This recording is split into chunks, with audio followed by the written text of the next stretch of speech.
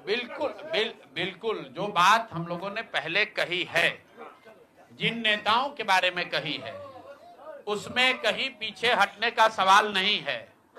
मैंने आपको कहा था कि प्रेस के जरिए उसको बताया गया, ये अपेक्षा की गई कि सरकार के जो मुखिया हैं उस पर एक्शन लेंगे, उन्होंने एक्शन नहीं लिया। दूसरा, जनता की अदालत में गए, जनता ने भी उन्हीं नेताओं को फिर से जिताकर भेज दिया। कई लोग जिन पर इसी जगह पर मैंने आरोप लगाया है, जिनके आरोपों की बात कही गई है, उनको जनता ने भारी मत से जिताकर भेजा है। तो भाई अब जिम्मेवारी है सरकार के मुखिया के तौर पर नीतीश कुमार जी ये तय करें कि वो लोग सरकार के हिस्सा होंगे कि नहीं होंगे। अगर होते हैं तो निश्चित तौर पर जनता के बीच में भी उनके खिलाफ जाएंगे और जहां जरूरत पड़ेगी कोर्ट में भी जाएंगे। 70,000 के सीएजी के मामले में जो सीएजी ने 70,000 रुपए के अनअकाउंटेड मनी की बात कही है, उस पर ऑलरेडी जन सुराज हाईकोर्ट में रीट हम लोगों ने फाइल किया हुआ है। जहां तक व्यक्तिगत मामले हैं, जिन 4 नेताओं के बारे में बात की गई है, जैसे ही मंत्रिमंडल बनता है और अगर वो लोग फिर से सरकार में शामिल होते हैं, सरकार के हिस्सा बनते हैं, तो हम लोग निश्चित तौर पर न्यायालय का दरवाजा खटखटाएंगे।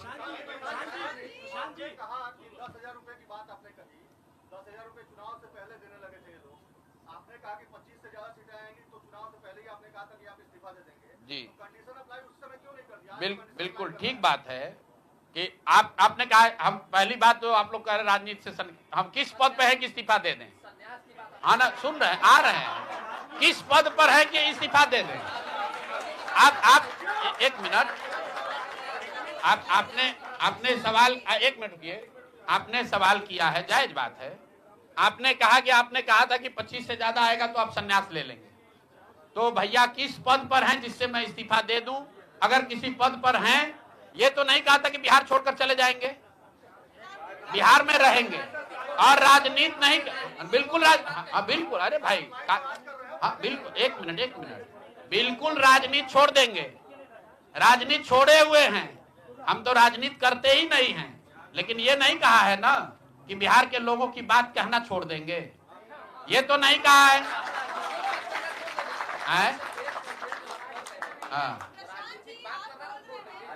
नहीं, आपने ऐसा है, हमने कहा कि अगर 25 से ज्यादा सीट आएगा तो राजनीति छोड़ देंगे, बिल्कुल बात पर कायम है। लेकिन ये तो नहीं कहा कि ये 30,000 करोड़ रुपया में वोट खरीदेंगे। अब आप कह रहे नहीं, वोट उन्होंने नहीं खरीदा है, तो हमने कहा अगर नहीं खरीदा है तो 2 लाख रुपया दे दीजिए, हम बिल्कुल छोड़ देंगे। एक मिनट रुकिए, अरे सुन तो लो, सरकार क्या विज्ञप्ति पढ़ लो जिस पर सरकार ने, हाँ बिल्कुल, नहीं ऐसा है कि बिल्कुल हम भी सभी की बात नहीं कर रहे हैं। सरकार ने 1.5 करोड़ लोगों को 10-10 हजार रुपया दिया है और पूरे देश में इस बात पर बहस छिड़ी हुई है कि क्या ये 10,000 रुपया वन टाइम देकर वोट खरीदा गया है कि किसी सरकारी योजना के तहत इस पैसा को दिया गया है। मैं ये कह रहा हूं कि मैं बिल्कुल ये मानने को तैयार हूं कि सरकार का ये एकाधिकार है, वो चाहे योजना शुरू कर सकती है। अंतिम महीने में किया, उसमें कोई दिक्कत नहीं है, हम उस बात पर नहीं पढ़ रहे हैं। इलेक्शन कमीशन ने चुनाव के दौरान ये पैसा बांटने दिया, ये उनकी गलती है, उस पर भी हम टीका टिप्पणी नहीं कर रहे हैं। हम तो ये कह रहे हैं कि जिस योजना के तहत आप जीत कर आए हैं उस योजना को लागू कर दीजिए। हम लोग को बिहार में रहने की भी जरूरत नहीं है, बिहार ही छोड़ देंगे, राजनीति की क्या बात कर रहे हैं?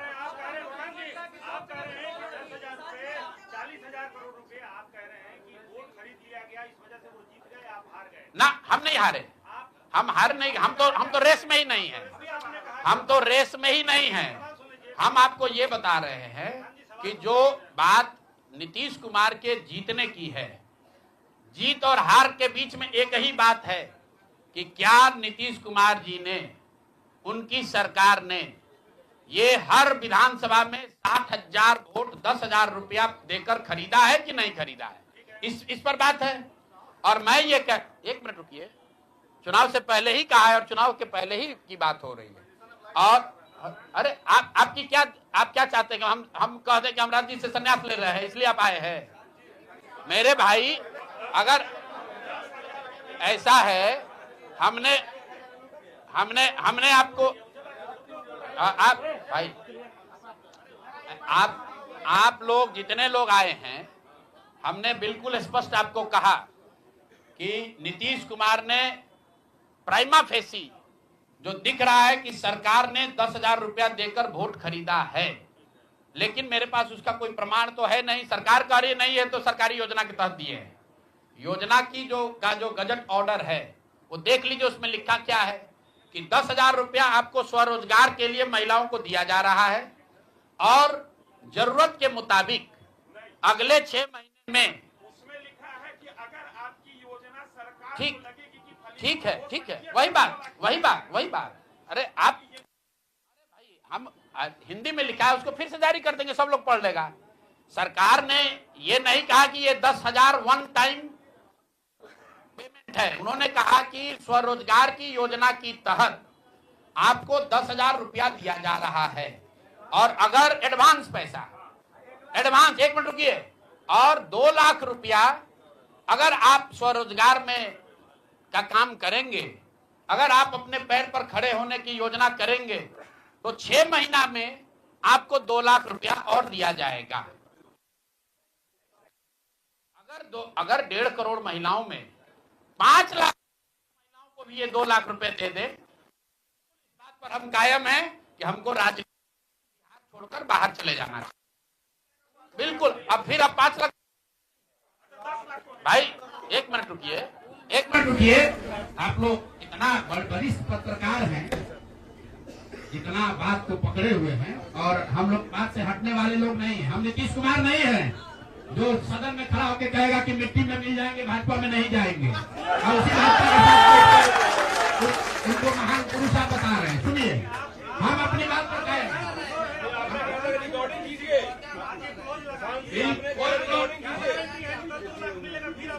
कोई क्लॉज नहीं लगाएंगे।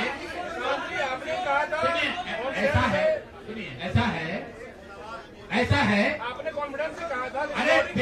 अरे बिल्कुल कॉन्फिडेंस से नहीं, लिख के दिया है कि अगर आप लेकिन उसमें ये नहीं कहा था कि 10,000 रुपया में आप वोट खरीदिएगा। अगर हर विधानसभा में 10,000 रुपया नहीं दिया गया है, आप बता दीजिए ये सत्य नहीं है। आप कह रहे हैं कि आप राजनीति छोड़ दीजिए, तो हम राजनीति के किस पद पर हैं जिसको छोड़ दें? आप बता दीजिए।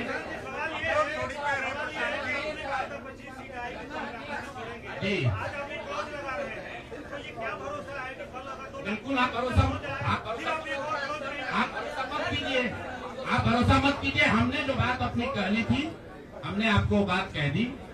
हम अभी इस बात पर अपने आकलन पर कायम हैं कि 3 वर्ष की बिहार की गांव-गांव की यात्रा के बाद जो मुझे दिखा, जो समझ में आया, उसके हिसाब से नीतीश कुमार को 25 से ज्यादा सीट नहीं आना चाहिए था, सिवाय इसके कि उन्होंने हर विधानसभा में उनकी सरकार की ओर से 10,000। 1 मिनट भैया, अरे आया है भाई, आया है, लेकिन उसके वो खरीद के आया है कि नहीं, वो भी दिख जाएगा 6 महीना में। ठीक है, आगे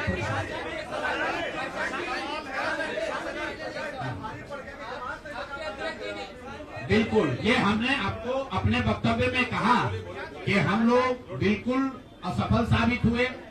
हमने जो बात यहाँ बिहार के लोगों को बताई वो लोगों को समझ में नहीं आया है, लोगों को स्वीकार्य नहीं है। हम अपनी गलती मान रहे हैं, लेकिन जो मैंने आपको कहा कि वोट नहीं मिलना, सुनिए, वोट नहीं मिलना गुनाह नहीं है, वोट नहीं मिलना क्राइम नहीं है। हमने भ्रष्टाचार नहीं किया है, हमने हिंदू मुस्लिम नहीं किया है, हमने जाति की राजनीति नहीं की है, हमने वोट नहीं खरीदा है। चलिए आगे बढ़े। पूरे प्रेस वार्ता में एक ही व्यक्ति को नहीं पूछेंगे।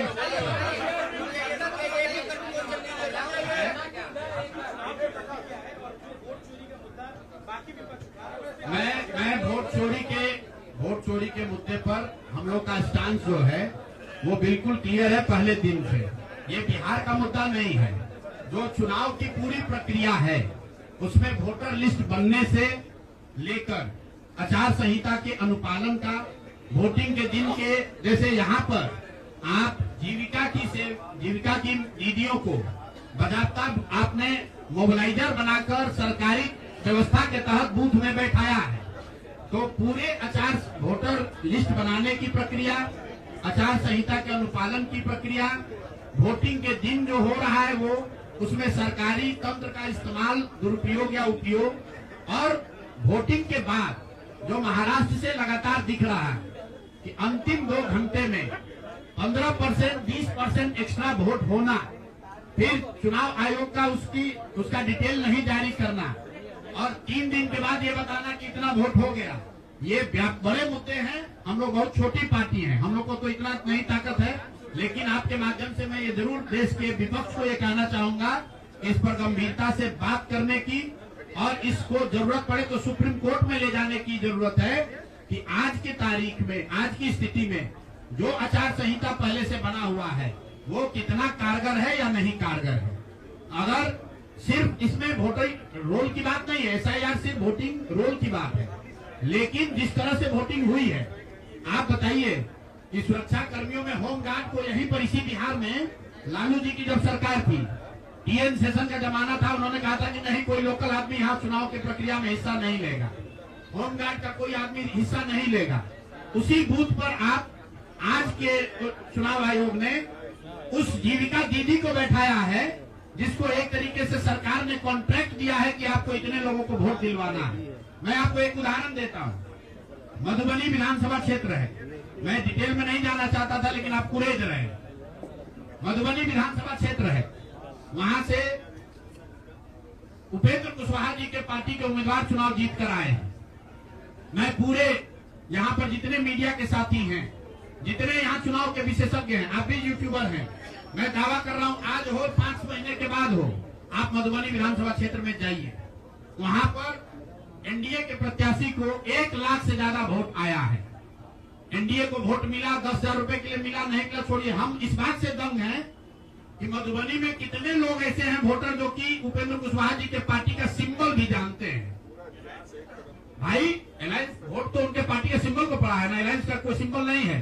तो आखिर रातों रात पूरे मधुबनी क्षेत्र में, और क्या हुआ मैं नहीं कह रहा हूँ, मैं आपको और आपके जरिए पूरे देश के लोगों को ये बताना चाहता हूँ कि जो भी लोग सर्वे, सेफोलॉजी, पत्रकारिता, राजनीति में इंटरेस्ट रखते हैं, आप सैंपल के तौर पर कोई 5 कंस्टिट्यूएंसी उठा लीजिए, और जहां पर भाजपा और जदयू के उम्मीदवार नहीं लड़ रहे थे, वो दल लड़ रहे थे जिनका कोई सिंबल भी नहीं जानता है, नाम भी नहीं जानता है, उसको 1 लाख, 1.25 लाख वोट कैसे आया है। हमारे पास कोई प्रमाण नहीं है कि वो वोट कैसे आया, लेकिन राजनीतिक सामाजिक क्षेत्र में जुड़े होने के नाते ये आश्चर्य का विषय है कि जिस मधुबनी क्षेत्र में लोग ये नहीं जानते हैं कि कौन सा प्रत्याशी लड़ रहा है, कौन सा पार्टी लड़ रही है, उस पार्टी का सिंबल क्या है, उसको 1.25 लाख वोट आया है, और जो लोग वहां जीवन भर राजनीति कर रहे हैं उनको वोट नहीं आया। संभव है उनको इतना समर्थन है, लेकिन मेरा आपसे आग्रह ये, भाई देखो 1 मिनट आप रुक, आपका सवाल 10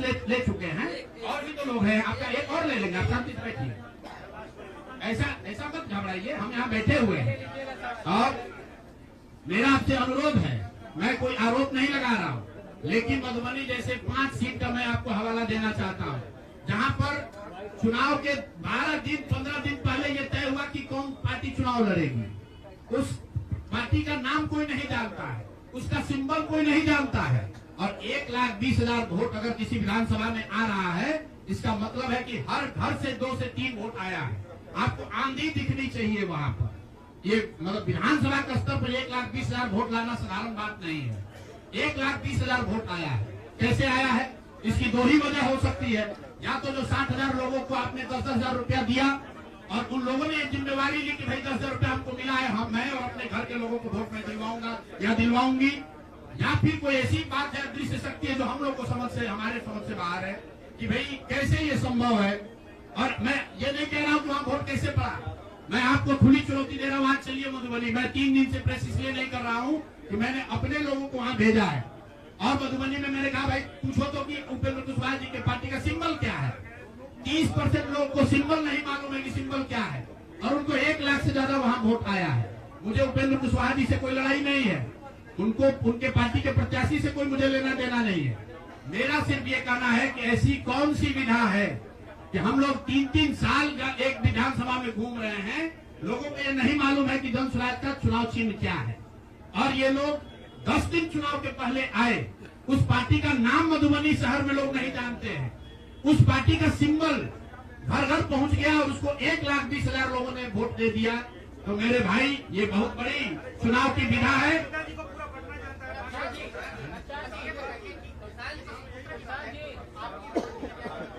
भारी चूक हुई, मैंने आपको पहले कहा कि भारी चूक हुई, और जो भी चूक हुई है उसको सुधारने के लिए पूरी ताकत लगाएंगे। फिर से बैठेंगे, ड्राइंग बोर्ड पर जाएंगे और देखेंगे कि जो चूक हुई है उसको कैसे सुधारा जाए। लेकिन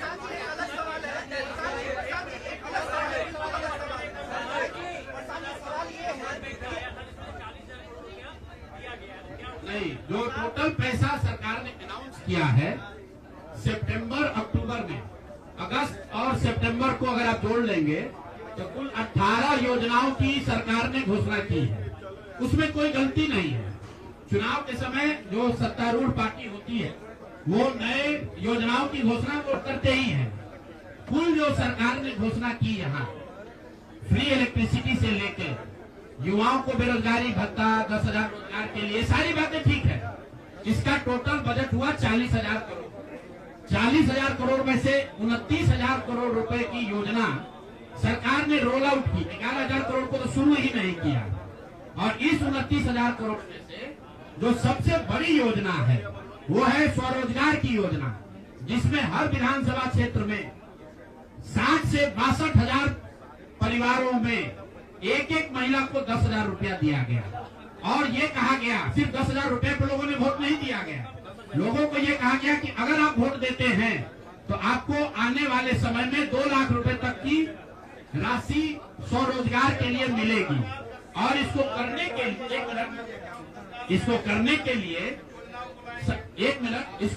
के लिए सरकार ने जीविका दीदी का पूरा जो नेटवर्क है, 1 लाख से ज्यादा जीविका की दीदियों को और आंगनवाड़ी सेविकाओं को, आशा वर्कर को और जो टोला सेवक है, विकास मित्र है, उनको लैपटॉप खरीदने के लिए 25,000 रुपया दिया गया वन टाइम। अब आप बताइए कि जो टोला सेवक है, जो विकास मित्र है, जिसको आपने 25,000 रुपया दिया है, वो जो लैपटॉप या आईपैड खरीदेगा, उससे बिहार सरकार की योजना का दलितों का क्या सुधार होगा, वो सरकार को बताना चाहिए।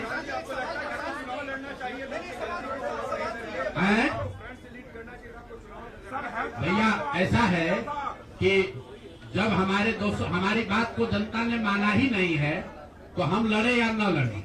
इमरान, एक मिनट रुकिए, आज सुनिए, एक सवाल आपने पूछा या तो जवाब दे लें। इमरान खान ने अपनी पार्टी शुरू की थी पाकिस्तान में, आज से करीब 25-30 साल पहले, और वो खुद पहले चुनाव में 7 जगह से चुनाव लड़े। उनकी पार्टी तो हारी, वो 7 जगह से खुद भी हारे।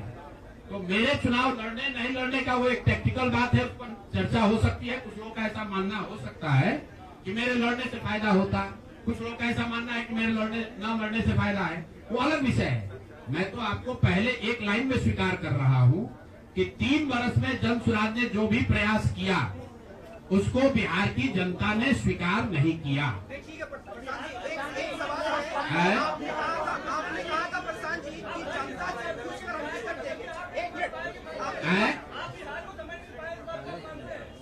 बिहार को मैं समझ नहीं पाया, बिल्कुल मान लेंगे, इसमें क्या दिक्कत है। आप मेरे सुनिए, ऐसा है कि मुझे बिहार की समझ कम है या नहीं है, ये कह देने मात्र से अगर आप बहुत खुश हो जा रहे हैं तो आप खुश हो जाइए कि हमको बिहार की समझ नहीं है।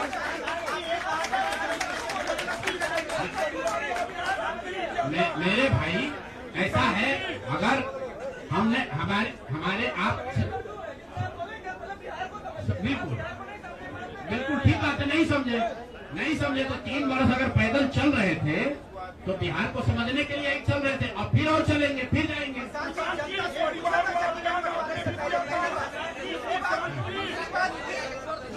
कई प्रत्याशियों ने आरोप लगाए टिकट वितरण पे सवाल खड़े किए थे, क्या लगता है जनता उससे भी डाइवर्ट हुई कि प्रशांत किशोर का अलग है? ऐसा है, सुन लीजिए, ऐसा है, पूरे महीने, पूरे चुनाव के दौरान हमसे, मैंने आपको पहले कहा कि हमसे गलती हो सकती है, लेकिन हम लोगों ने गुनाह नहीं किया। आप लोग जो बात कर रहे हैं वो इस अंदाज में बात कर रहे हैं जैसे प्रशांत किशोर ने कोई गुनाह कर दिया है, बिहार को सुधारने का प्रयास करके कोई गुनाह कर दिया है, और आप लोग आए हैं हमारा यहाँ पर पोस्टमार्टम करने। तो आप लोगों का स्वागत है। रुकिए, एक मिनट रुक जाइए। आप बहुत भारी पत्रकार हैं, 8-9 सवाल कर चुके हैं, और लोगों को भी मौका दीजिए, आपका भी सवाल किया जाएगा। एक मिनट रुक जाइए। अरे रुक जाओ भाई, आप एक मिनट रुकिए। जहाँ तक बात है बिहार को समझने नहीं समझने की, तो मैं बिल्कुल कैमरे पर आपसे मान रहा हूँ कि मुझे नीतीश कुमार, लालू जी, सम्राट चौधरी, अशोक चौधरी जैसे धुरंधर नेताओं की तरह बिहार की समझ नहीं है। मुझे नहीं समझ है कि बिहार को जातियों के आधार पर कैसे और बांटा जाए। मुझे इस बात की समझ नहीं है कि बिहार को हिंदू मुसलमान के नाम पर कैसे और बांटा जाए। मुझे ये समझ नहीं है कि 10,000 रुपया देकर कैसे वोट और खरीदा जाए। जिनको समझ है वो लोग जीत कर आए हैं, और उनको सत्ता मुबारक हो, और बिहार की जनता को वो लोग मुबारक हो।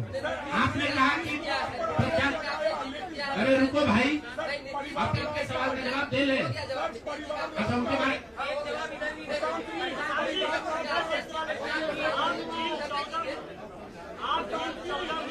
बनाने का बात कर रहे थे, क्या आपको लगता है कि आपका अहम योगदान रहा है? कभी खास करके बिहार के कोई योगदान नहीं है।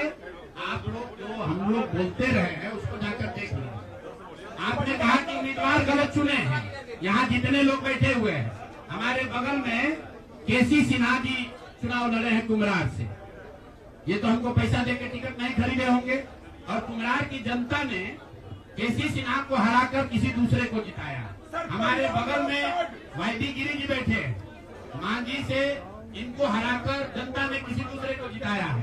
तो मेरे भाई, मैं समझता हूँ कि अगर केसी सिन्हा नहीं जीते तो उससे केसी सिन्हा के जीवन पर कोई फर्क नहीं पड़ेगा मेरे भाई, कुम्हरार की जनता के जीवन पर फर्क पड़ेगा। अगर आपने मांझी से वाईडी गिरी को हरा दिया तो वाईडी गिरी का कोर्ट का प्रैक्टिस नहीं बंद हो जाएगा, मांझी के लोगों की दिक्कत जो है वो बढ़ेगी। लेकिन फिर वही बात है, जनता मालिक है, वो वही चाहते हैं। अगर आप खिचड़ी खाना चाहते हैं तो आपको कोई पुलाव कैसे खिला देगा? आप खिचड़ी खाइए और आनंद लीजिए।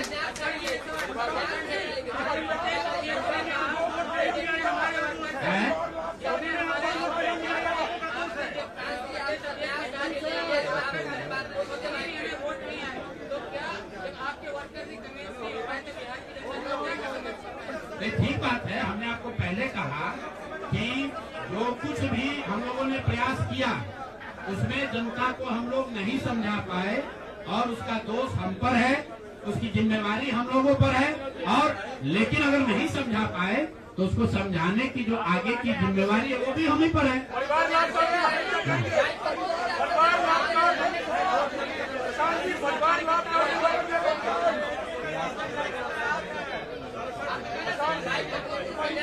ऐसा है, आप भी बिहार के ही हैं, और इतना भी नहीं उद्वेलित होइए, इतना भी मत उछलने लगिए कि जैसे हम लोग सब एकदम खत्म है। आपकी बात को सुन लिया गया, आपको अलग से साक्षात्कार चाहिए।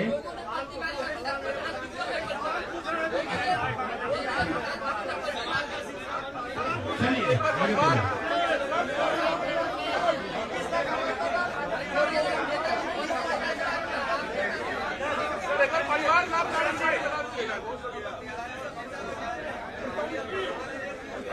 अभी तो हम लोग वापस जाकर अपने उस प्रारूप को फिर से देखेंगे जो हम लोग लेकर जनता के बीच गए थे। जो सोच, जो विचार, जो प्रयास लेकर जनता के बीच गए थे, वो देखेंगे कि भाई जनता को चाहिए भी कि नहीं चाहिए। अगर जनता को पढ़ा लिखा आदमी नहीं चाहिए, अगर जनता को स्वच्छ लोग नहीं चाहिए, तो हम लोग तय करेंगे क्या करना है।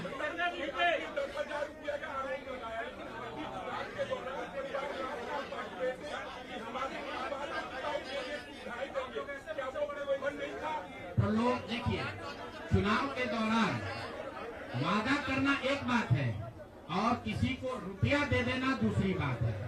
पहली बार देश के इतिहास में ऐसा हुआ है कि वोटिंग के पहले 2 दिन पहले, 4 दिन पहले आपको बजाबता घर बुलाकर 10,000 रुपया दिया गया है, और ये कहा गया है कि आप अगर एनडीए को वोट देंगे नीतीश कुमार को वोट देंगे तो आपको 2 लाख रुपए तक की और राशि आगे मिलेगी। ऐसा इस देश के राजनीतिक इतिहास में पहले कभी नहीं हुआ। ऐसा कभी नहीं हुआ है कि आचार संहिता के बाद, आचार संहिता लागू होने के बाद आप एक एक विधानसभा क्षेत्र में 60 से 62 हजार महिलाओं को 10-10 हजार रुपया दे रहे हैं और आप राजनीतिक सूचिता की बात करते हैं। ये बात उचित नहीं है।